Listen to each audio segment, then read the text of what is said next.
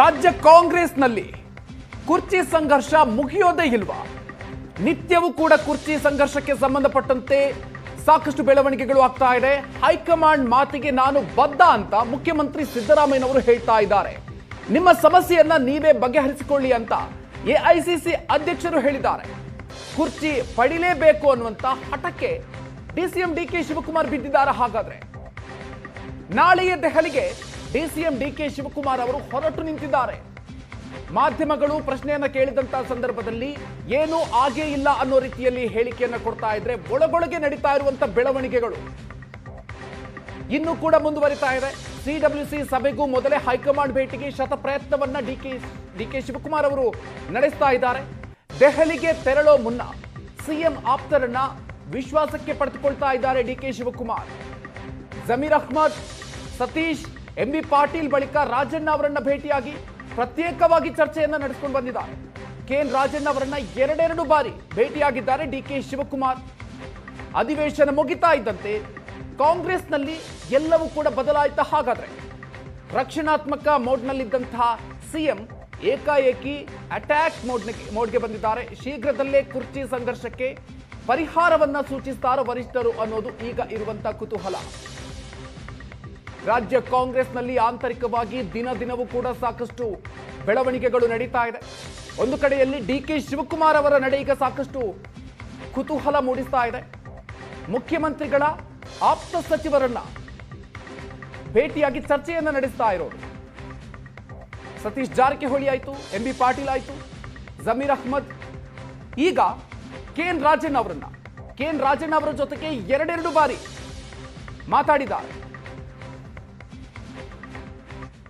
ಗೊಂದಲೇನೋ high command ಮಾಡಿದೇನೋ ಗೊಂದಲ ಅವರೇ ಇಲ್ಲೇ ಲೋಕಲ್ ಸೃಷ್ಟಿ ಮಾಡ್ಕೊಳ್ತಾ ಇದ್ದಾರೆ.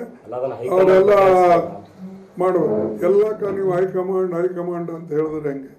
ನೀವು ಇಲ್ಲಿ ಆಗ್ತಕ್ಕಂಥದನ್ನ ಲೋಕಲ್ ಲೀಡರು ಸೆಟಲ್ ಮಾಡ್ಕೋಬೇಕು. ಆಮೇಲೆ ಪಕ್ಷ ಎಲ್ಲರೂ ಕಟ್ಟಿದ್ದು, ಯಾರೋ ನಾನು ಕಟ್ಟಿನಿ ಅಂತಿಲ್ಲ. ಕಾಂಗ್ರೆಸ್ ಪಾರ್ಟಿ ಕಾರ್ಯಕರ್ತರು ಕಟ್ಟರು. ಕಾಂಗ್ರೆಸ್ ಯಾವಾಗಲೂ ಕೂಡ ಯಾರೇ ಲೀಡರ್ ಬಂದ್ರೂ ಅವರಿಗೆ ಕಾಂಗ್ರೆಸ್ ಕಾರ್ಯಕರ್ತರು ಸಪೋರ್ಟ್ ಮಾಡ್ತಾರೆ. ಅದಕ್ಕೆ ಯಾರು ನನ್ನಿಂದಾಗಿದೆ ಅಂತ ಯಾರು ಹೇಳಬಾರ್ದು. ಮತ್ತು ಕೆಲವು ಕಾರ್ಯಕರ್ತರನ್ನು ಯಾರು ಹೇಳ್ತಾರೆ ಇವ್ರು ಕಟ್ಟಾರೆ ಅವ್ರು ಕಟ್ಟಾರೆ ಅನ್ನೋದು ಅದು ಬಿಟ್ಟು ಬಿಡಬೇಕು. ಪಾರ್ಟಿ ಅಂದಮೇಲೆ ಎಲ್ಲರೂ ಪಾತ್ರ ಇರ್ತದೆ. ಸುಮ್ಮನೆ ಅನವಶ್ಯಕವಾದಂಥ ಪಬ್ಲಿಸಿಟಿ ಕೊಡ್ತಾ ಇದ್ರು. ಅದರಿಂದ ನಿಮ್ಗೆ ಕಾನ್ಫಿಡೆನ್ಸ್ ಬರ್ತಾ ಇತ್ತಾ ಸರ್? ಈ ಕಾನ್ಫಿಡೆನ್ಸ್ ಏನ್ರಿ? ನನ್ನ ಜನ ಆಶೀರ್ವಾದ ಮಾಡೋದೇ ಕಾನ್ಫಿಡೆನ್ಸ್ ತಾನೆ.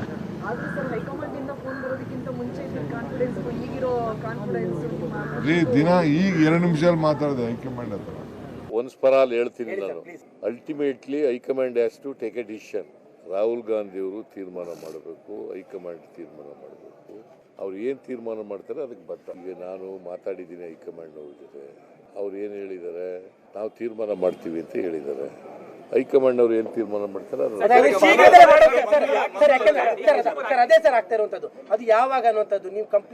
ಅವ್ರು ಯಾವಾಗ ತೀರ್ಮಾನ ಮಾಡ್ತಾರೆ ಅದು ಬೇರೆ ಪ್ರಶ್ನೆ. ಹೈಕಮಾಂಡ್ ಅವ್ರು ಏನ್ ತೀರ್ಮಾನ ಮಾಡ್ತಾರೆ ಹಂಗೆ. ಓಕೆ ಆಯ್ತು. ಈಗ ಸಮಸ್ಯೆನೇ ಇಲ್ವಲ್ಲ ಬಗೆಹರ್ಸಕ್ಕೆ. ಇಲ್ಲಿ ಯಾವ ಸಮಸ್ಯೆನೂ ಇಲ್ಲ. ನೀವು ಸಮಸ್ಯೆ ಕ್ರಿಯೇಟ್ ಮಾಡ್ತಾ ಇದೀರಿ. ನಾನು ಏನ್ ಹೇಳ್ಬೇಕು ಹೇಳಿದೀನಿ, ಚೀಫ್ ಮಿನಿಸ್ಟರ್ ಹೇಳ್ಬೇಕು ಏನ್ ಹೇಳ್ಬೇಕು ಹೇಳಿದೀನಿ, ಖರ್ಗೆ ಸಾಹೇಬ್ರು ಏನ್ ಹೇಳ್ಬೇಕು ಹೇಳಿದೀನಿ. ಯಾವ ಸಮಸ್ಯೆನೂ ಇಲ್ಲ. ಬಗೆಹರಿಸ್ಕೊಳಕ್ಕೆ ನೀವು ತಲೆ ಕೆಡ್ಸ್ಕೊಳಕ್ ಹೋಗ್ಬೇಡಿ. ಪಾರ್ಟಿ ಅಧ್ಯಕ್ಷ ಇರ್ತಾರೆ, ಅವರು ಯಾರಿಗೆ ಬೇಕಾದ್ರೂ ಭೇಟಿ ಮಾಡ್ಬೋದು, ಯಾರಿಗೆ ಬೇಕಾದ್ರೂ ಕರೆದು ಮಾತಾಡ್ಬೋದು. ಏನು ಪ್ರಮುಖ ಅದೇ ಪಕ್ಷ ಸಂಘಟನೆ ಮಾಡಬೇಕು ಅದಂತ ಬಗ್ಗೆ ಹೇಳಿದ್ರು. ಆಯ್ತಪ್ಪ ಮಾಡೋಣ ಅಂತ ಹೇಳಿ ಅಷ್ಟೇ. ಇಲ್ಲ ಅವತ್ತು ಹೆಂಗಿದ್ರು ಅದೇ ಸ್ಟ್ಯಾಂಡೇ. There is no change in the stand. ಸಿದ್ದರಾಮಯ್ಯನವರು ಹೇಳಿದಾರಲ್ಲ, ಪದೇ ಹೇಳಿದ್ದಾರೆ, ನಾನು ಮುಖ್ಯಮಂತ್ರಿ ಇರ್ತೀನಿ, ಎಲ್ಲಿನವರೆಗೂ ಹೈಕಮಾಂಡ್ನವ್ರು ಇರೋಕ್ಕೆ ಹೇಳ್ತಾರೆ ಅಲ್ಲಿವರೆಗೂ ಇರ್ತೀನಿ ಅಂತ. Same stand. ಈಗಲೂ ಅದೇ ಸ್ಟ್ಯಾಂಡ್. ನಾನು ಇವಾಗಲೂ ಸಿದ್ದರಾಮಯ್ಯನವ್ರ ಪರಾನೇ. ಅವ್ರು ಏನೇ ಪ್ರಯತ್ನ ಮಾಡಿ, ನಾನು ಹೇಳಿದ್ದೀನಲ್ಲ ಏನೆಲ್ಲ ಹಿಂದೆ ಹೇಳಿದ್ದೀನಿ, ಅದೆಲ್ಲ ಸ್ಟೇಟ್ಮೆಂಟ್ಗೂ even today I stand by that. There is no change. Rajanna ನಮ್ಮ ಶಾಸಕರು, ನಮ್ಮ ಜೊತೆ ಮಂತ್ರಿ ಆಗಿದ್ದವರು, ಭೇಟಿ ಮಾಡ್ತೇವೆ, ಸೌಹಾರ್ದತೆ ಭೇಟಿ ಮಾಡ್ತೇವೆ. ಅಣ್ಣ ತಮ್ಮದಿರೇ ಜಗಳ ಆಡ್ತಾರಂತೆ, ನಮ್ದು ಯಾವ ಜಗಳ? ನಾನಂತೂ ಯಾರ ಮೇಲೂ ಜಗಳ ಆಡೋಕ್ಕೂ ಹೋಗಿಲ್ಲ. ಯಾವ ವಿಚಾರಕ್ಕೂ ನಾನು ಇವತ್ತವರೆಗೂ ಒಬ್ಬರ ಮೇಲೆ ಸ್ಟೇಟ್ಮೆಂಟ್ ಮಾಡ್ತೀನಿ. ನನಗೆ ಎಷ್ಟು ಆಪ್ತ ಅಂತ ನಿಮ್ಗೆ ಗೊತ್ತಿದೆಯಾ? CMಗೂ ಅವ್ರಿಗೂ ಸಂಬಂಧನೇ ಇಲ್ಲ. ನಾನು ಅವನ ಅಪೆಕ್ಸ್ ಬ್ಯಾಂಕ್ ಅಧ್ಯಕ್ಷ ಮಾಡಿದ್ದೀನಿ SM ಕೃಷ್ಣ ಗೌರ್ಮೆಂಟಲ್ಲಿ. ಈಗ CM ಅವ್ರಿಗೆ ಆಪ್ತ ಎಂಥದ್ದು, ನನಗೂ ಆಪ್ತರೆ. ಯಾರು ಆಪ್ತಿಲ್ಲ? ನಾನು CM ಆಪ್ತರಲ್ವಾ? ನಾವಿಬ್ಬರು ಬ್ರದರ್ಸ್ ಥರ ಇಲ್ಲಿ ಕೆಲಸ ಮಾಡ್ತಾರಲ್ವಾ? ಯಾರು ಅಧಿಕಾರದಲ್ಲಿದ್ದಾಗ ನಾನು ಮಾಡಿದೆ ಅವ್ರು ಮಾಡಿದೆ ಅನ್ನೋದು ಮುಖ್ಯ ಅಲ್ಲ. SM ಕೃಷ್ಣ ಅವರು ಮುಖ್ಯಮಂತ್ರಿ ಇದ್ದರು, ಅದರಿಂದ ಸರ್ಕಾರ ಮಾಡಿತ್ತು, ಅದ್ರ ಪ್ರಶ್ನೆ ಬರೋದೇ ಇಲ್ಲ. ಅವ್ರು ಮಾಡೋದು ಇವ್ರು ಮಾಡೋದು ಅನ್ನೋ ಪ್ರಶ್ನೆ. ಖರ್ಗೆ ಸಾಹೇಬರು ನಮ್ಮದು ಎಲ್ಲ ಒಂದು ಫ್ಯಾಮಿಲಿ. ನಾನು ಆ ಫ್ಯಾಮಿಲಿ ವಿಚಾರಗಳನ್ನು ಮಾತಾಡ್ಕೊಂಡು ಬಂದಿದ್ದೇನೆ ವಿನಃ ಯಾವುದೇ ರಾಜಕೀಯ ಮಾತಾಡಿಲ್ಲ. ಆಯಿತಾ?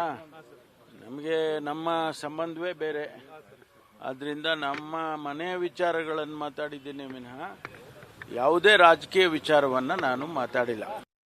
ಅವ್ರು ಹೇಳಿದ ಮೇಲೆ, ನಮ್ಮ AICC ಅಧ್ಯಕ್ಷರು ಹೇಳಿದ ಮೇಲೆ ಅದಕ್ಕೆ ನಾವು ಎಲ್ಲ ರೀತಿಯ ಗೌರವವನ್ನು ಕೊಡ್ತೇವೆ.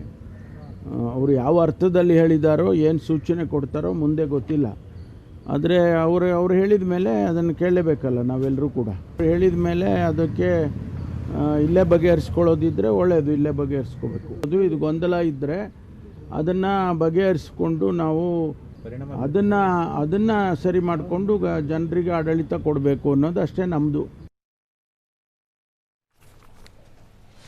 ಇದೇ ವಿಷಯದ ಬಗ್ಗೆ ಇವತ್ತು ಮಾತಾಡ್ತೀವಿ. ಹಲವು ಜನ ಗಣ್ಯರು ನಮ್ಮ ಜೊತೆಗಿರ್ತಾರೆ. ಈ ವಿಷಯಕ್ಕೆ ಕಾಂಗ್ರೆಸ್ ವಕ್ತಾರರನ್ನು ಕರೆಸೋದಿಲ್ಲ.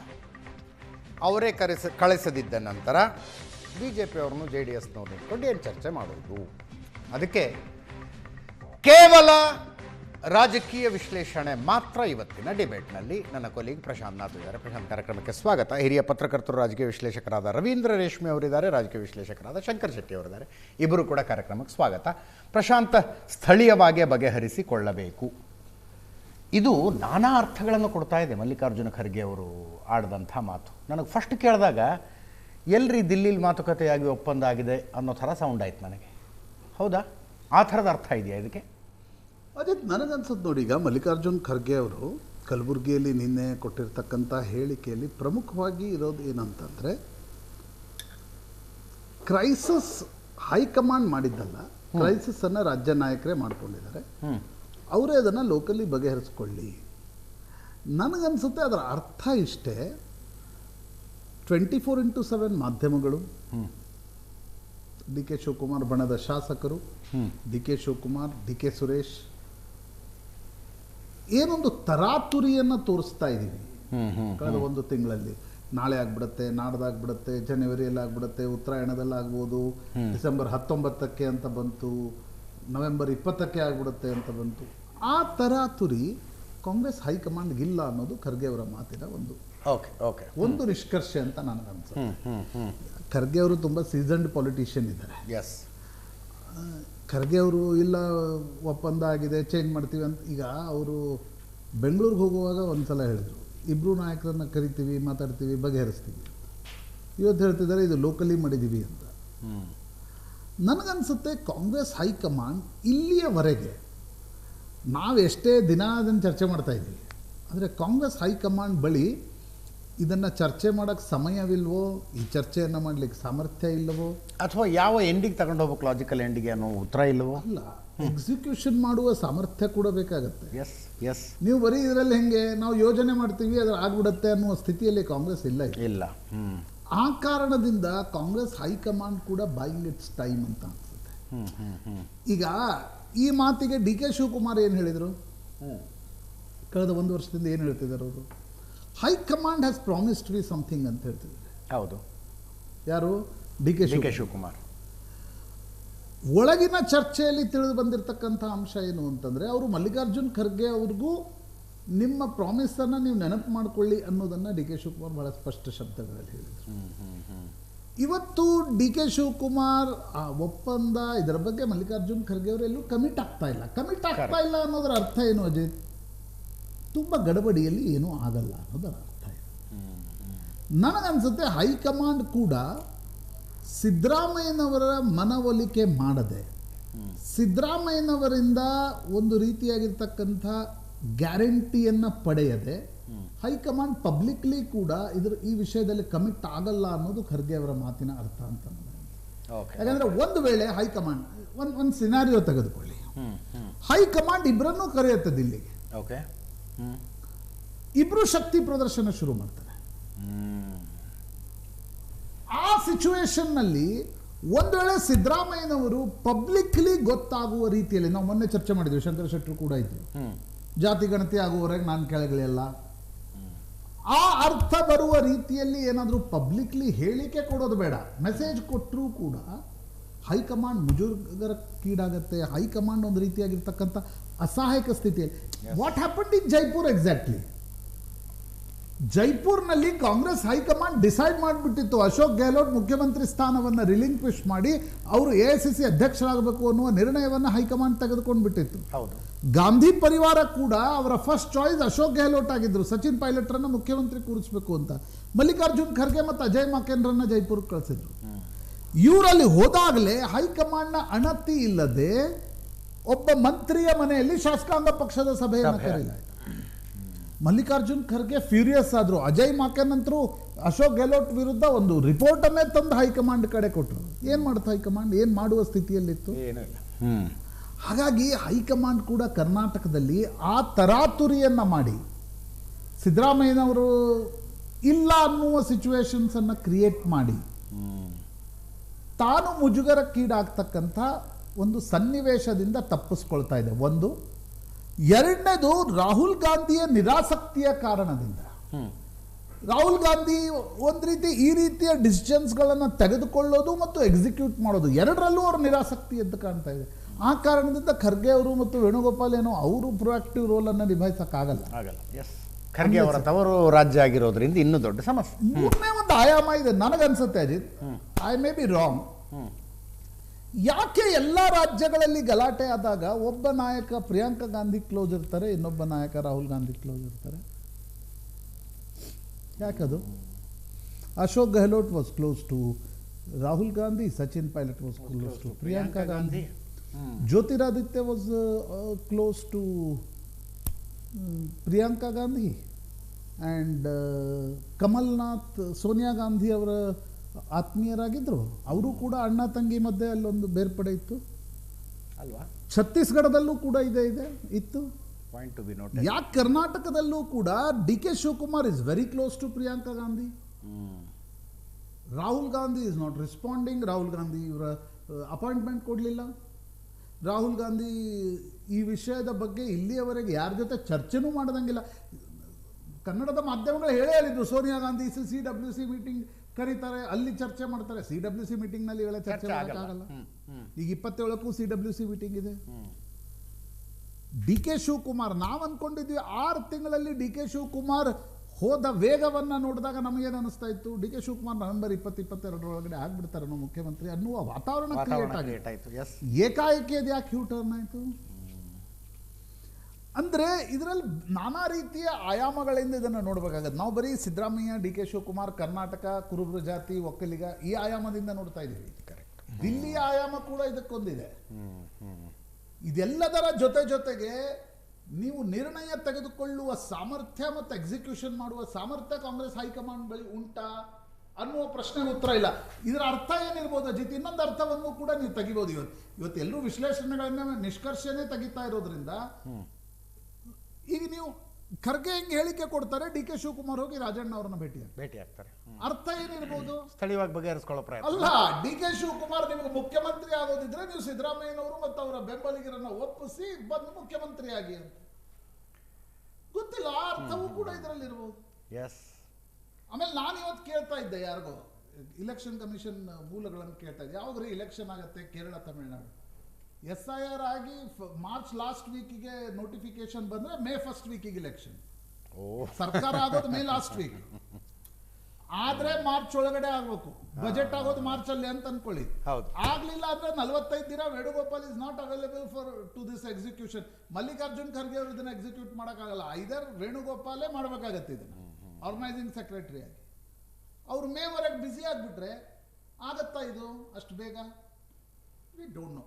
ಆ ಕಾರಣದಿಂದ ಖರ್ಗೆ ಅವರು ನಾವು ಗಡಬಡಿಯಲ್ಲಿಲ್ಲ, ತರಾತುರಿಯಲ್ಲಿಲ್ಲ ಅನ್ನೋದಕ್ಕೆ ಈ ಹೇಳಿಕೆ ಕೊಟ್ಟರೆ ಅದಕ್ಕೆ ನಾನಾ ರೀತಿಯ ಅರ್ಥಗಳಿವೆ ಅಂತ. ರವೀಂದ್ರ ರೇಷ್ಮೆ ಅವರು, ಏನು ಮಲ್ಲಿಕಾರ್ಜುನ್ ಖರ್ಗೆ ಅವರ ಮಾತಿನ ಅರ್ಥ? ಇದೇ ಮಲ್ಲಿಕಾರ್ಜುನ್ ಖರ್ಗೆ ಸಾಹೇಬರು 2 ವಾರದ ಹಿಂದೆ ಬೆಂಗಳೂರಿನಿಂದ ತೆರಳುವಾಗ ನನ್ನ ಕೈಯಲ್ಲೇನಿಲ್ಲ ಹೈಕಮಾಂಡ್ ಅಂತಂದಾಗ ಎಲ್ಲರೂ ತಮಾಷೆ ಮಾಡಿದ್ರು. ಕಾಂಗ್ರೆಸ್ ಪಾರ್ಟಿಲಿ AICC ಅಧ್ಯಕ್ಷರು ಕೂಡ ಹೈಕಮಾಂಡ್ ಅಲ್ಲ ಅಂದರೆ ಅವ್ರ ಮೇಲೆ ಇನ್ಯಾವ ಹೈಕಮಾಂಡ್ ಇದೆ ಅಂತ ನಾವೆಲ್ಲ ತಮಾಷೆ ಮಾಡಿದ್ವಿ. ಈಗ ವಾಪಸ್ 2 ವಾರದ ನಂತರ ಬಂದುಬಿಟ್ಟು ನಮ್ಮ ಕೈಯಲ್ಲಿ ಈ ಮೋದಿಯವರು ವೋಕಲ್ ಟು ಲೋಕಲ್ ಅಂತಾರೆ, ಈಗ ನ್ಯಾಷನಲ್ ಟು ಲೋಕಲ್ ಆಗಿಬಿಡುತ್ತೆ. ನ್ಯಾಷನಲ್ ಹೈಕಮಾಂಡ್ ಬದಲು ಲೋಕಲ್ ಹೈಕಮಾಂಡೇ ತೀರ್ಮಾನ ಮಾಡಲಿ ಅಂತ. ಇಲ್ಲಿ ಎದ್ದು ಕಾಣೋದು ಏನು ಅಂತಂದರೆ, ಇವತ್ತು ಕರ್ನಾಟಕದ ಮುಖ್ಯಮಂತ್ರಿಯ ಆಯ್ಕೆ ಪ್ರಶ್ನೆ, ಬದಲಾವಣೆ ಅಥವಾ ಮುಂದುವರಿಕೆ ಪ್ರಶ್ನೆ ಅಖಿಲ ಭಾರತ ಮಟ್ಟದಲ್ಲಿ ಕಾಂಗ್ರೆಸ್ ಪಕ್ಷಕ್ಕೆ ಅಸ್ತಿತ್ವದ ಪ್ರಶ್ನೆ ಆಗೋಗ್ಬಿಟ್ಟಿದೆ, ಜೀವನ ಮರಣದ ಪ್ರಶ್ನೆ ಅಂತ ಅನಿಸ್ತಾ ಇದೆ. ಅಷ್ಟರ ಮಟ್ಟಿಗೆ ತುದಿಗಾಲ ಮೇಲೆ ನಿಂತ್ಕೊಂಡ್ಬಿಟ್ಟಿದ್ದಾರೆ. ಯಾಕಂದರೆ ಇಲ್ಲಿ ಪಕ್ಷದ ಸಂಘಟನೆ ಸಂಪೂರ್ಣವಾಗಿ DK ಶಿವಕುಮಾರ್ ಮೇಲೆ ಅವಲಂಬಿತವಾಗಿದೆ, ಸರ್ಕಾರ ಸಿದ್ದರಾಮಯ್ಯ ಇಮೇಜಿನ ಮೇಲೆ ಅವಲಂಬಿತವಾಗಿದೆ. ಆ್ಯಂಡ್ ಸಿದ್ದರಾಮಯ್ಯ ಅಂಥ ಗಟ್ಟಿ ಆಸಾಮಿ ಅಂತಂದರೆ, ಡಾಕ್ಟರ್ ರಾಜ್ಕುಮಾರ್ ಅವರು ಹಿನ್ನೆಲೆ ಗಾಯನ ಶುರು ಮಾಡಿದ ಮೊದಲೇ ಸಿನಿಮಾ ಇತ್ತಲ್ಲ, ಎಮ್ಮೆ ತಮ್ಮಣ್ಣದ ಟೈಟಲ್ ಸಾಂಗು, ಯಾರೇ ಕೂಗಾಡಲಿ ಯಾರೇ ಹೋರಾಡಲಿ ಏನೋ ನೆಮ್ಮದಿಗೆ ಭಂಗವಿಲ್ಲ ಅಂತ ಅಂದ್ಬಿಟ್ಟು ನಾನೇ 5 ವರ್ಷ ಇನ್ನೊಂದು ಬಜೆಟ್ ನಾನೇ ಗಟ್ಟಿಯಾಗಿ ನಿಂತಿದ್ದಾರಲ್ಲ. ಯಾಕಂದರೆ ಇದೇ ಮೊದಲ ಬಾರಿಗೆ ಒಬ್ಬ ಮುಖ್ಯಮಂತ್ರಿ ಆಯ್ಕೆ ಪ್ರಶ್ನೆ ಕಾಂಗ್ರೆಸ್ ವರ್ಕಿಂಗ್ ಕಮಿಟಿ ಅಥವಾ ಶಾಸಕಾಂಗ ಪಕ್ಷದ ಚರ್ಚೆಯಲ್ಲಿ ಮುಗಿದೋಗ್ಬಿಡಬೇಕಾಗಿತ್ತು. ಅಲ್ಲ,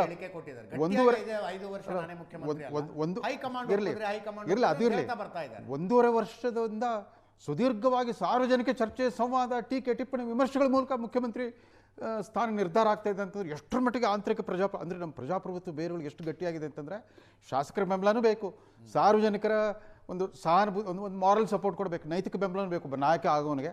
ಜೊತೆಗೆ ಆತನಿಗೆ ಸ್ವತಃ ಒಂದು ಆತ್ಮವಿಶ್ವಾಸ, ತನ್ನ ಯೋಗ್ಯತೆ, ಅರ್ಹತೆ ಮತ್ತು ಇವತ್ತಿನ ಪ್ರಸ್ತುತತೆ, ತನ್ನ ರೆಲೆವೆನ್ಸ್ ಪಕ್ಷಕ್ಕೆ ನಾನಿವತ್ತು ಸರ್ಕಾರ ನಡೆಸಬಲ್ಲೆ ಅನ್ನೋ. ಈಗ ನೋಡಿ, ಅಲ್ಲಿ ಸಚಿನ್ ಪೈಲಟ್ ಇರ್ಬೋದು, ಇಲ್ಲಿ KN ಸಿಂಗ್ದೇವ್ ಅಂತ ಯಾರು ಇದರಲ್ಲಿ ಛತ್ತೀಸ್ಗಢದಲ್ಲಿ ಒಬ್ಬ TS ಸಿಂಗ್ದೇವ್ ಇದ್ದರು. ಅವರೆಲ್ಲರಿಗಿಂತಲೂ ಒಂದು ವಿಭಿನ್ನವಾದ ವ್ಯಕ್ತಿತ್ವ DK Shivakumar. DK Shivakumar has been very proactive, unlike Sachin Pilot.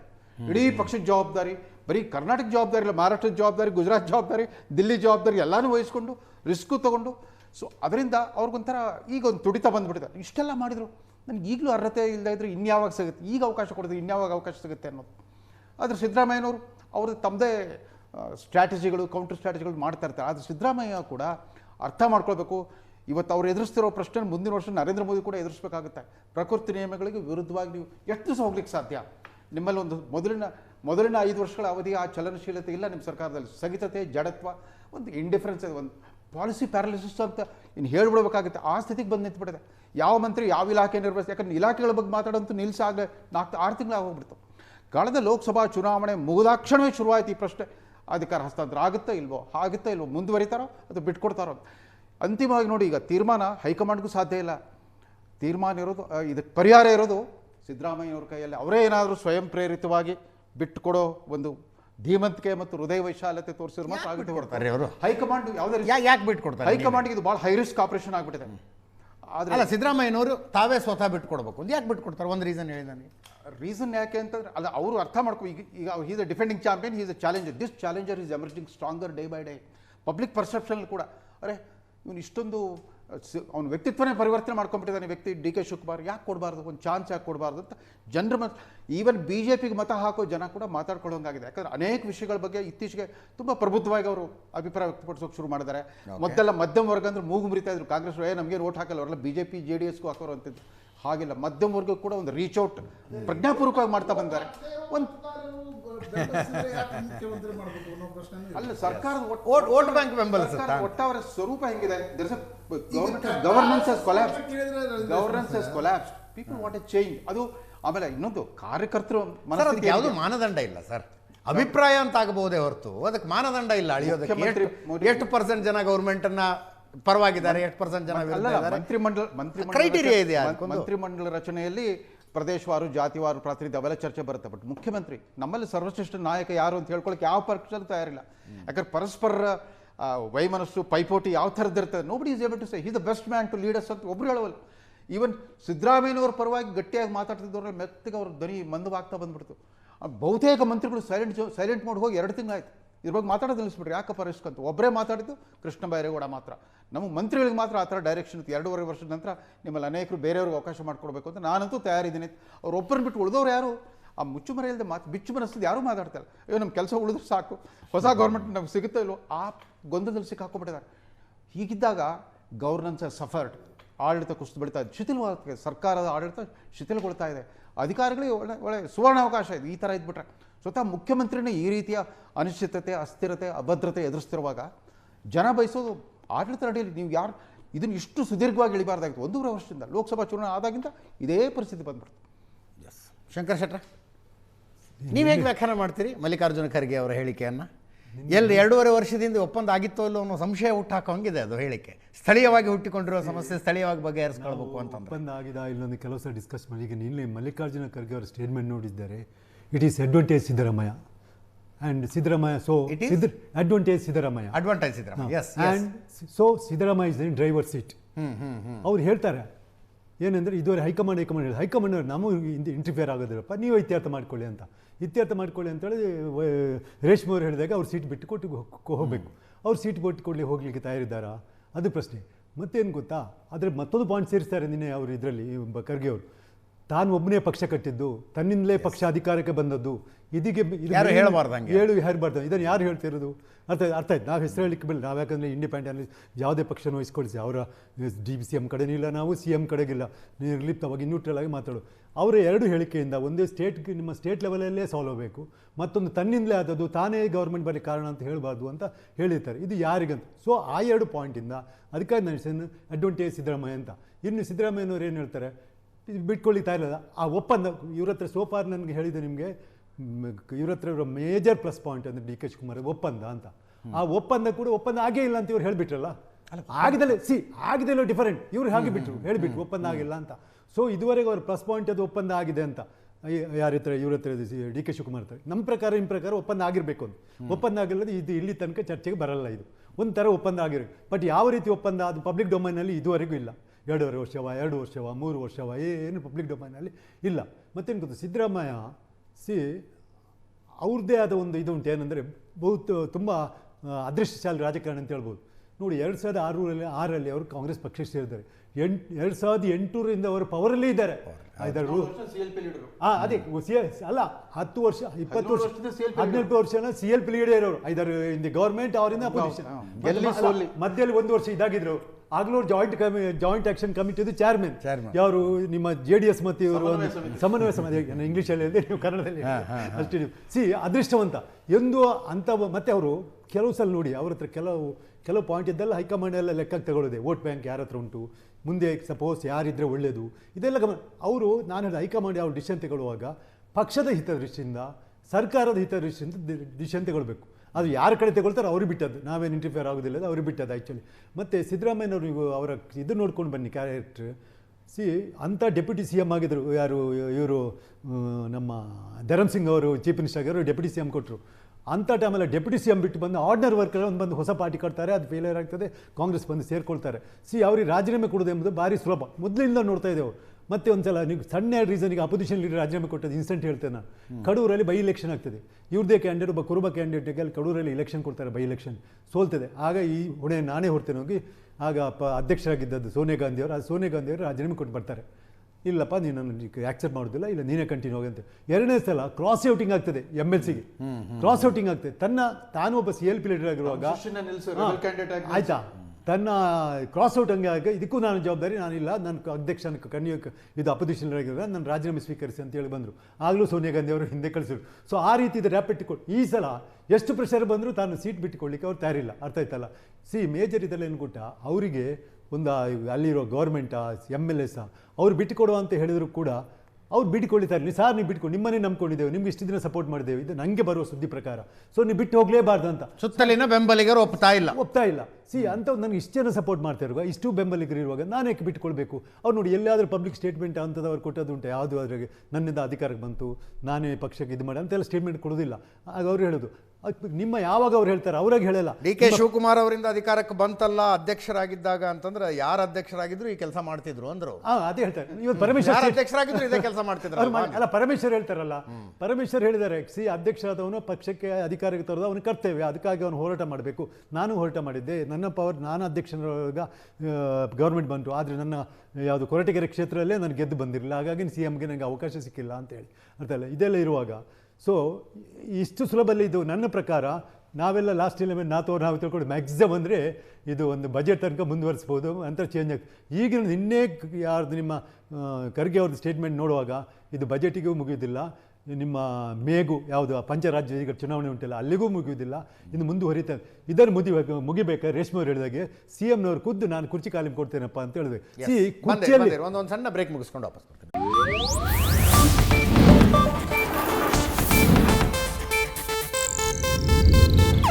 ಇದು ಏಷ್ಯಾನೆಟ್ ನ್ಯೂಸ್ ನೆಟ್ವರ್ಕ್ ಪ್ರಸ್ತುತಿ.